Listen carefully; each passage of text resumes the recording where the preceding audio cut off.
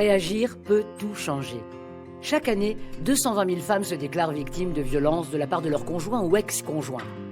En 2019, 173 décès étaient à déplorer, dont 146 féminicides, ce qui représente en moyenne un décès tous les 2 jours. Violence conjugale. Mais de quoi parle-t-on? Quand on parle de violence conjugale, on entend les violences sexuelles, les violences socio-économiques ou le fait d'être privé de son autonomie financière par son conjoint, les violences physiques, les violences psychologiques et aussi les cyberviolences.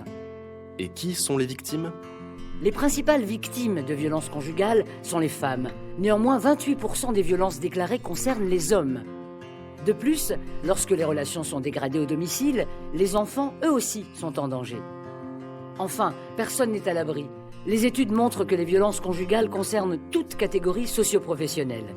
D'ailleurs, le milieu professionnel n'est pas épargné. C'est pourquoi les entreprises se mobilisent sur le sujet. Mais alors quels peuvent être les principaux signes à repérer? Changement de comportement, fatigue, stress, perte de poids, isolement, absentéisme ou surprésentéisme.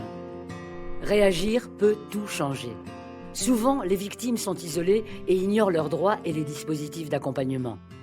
Lorsque vous pensez qu'une personne a besoin d'aide, dites-lui qu'elle n'est pas seule et que vous pouvez l'orienter vers des professionnels. Et si je suis concerné, que puis-je faire et qui peut m'accompagner dans l'entreprise?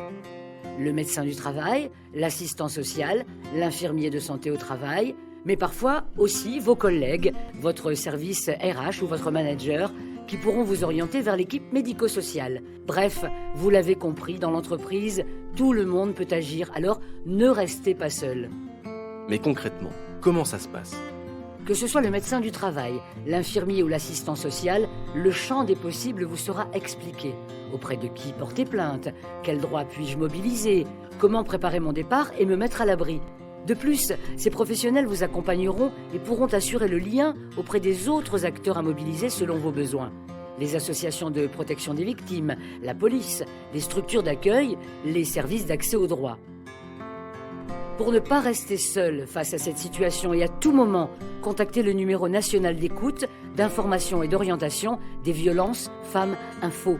Appelez le 39 19.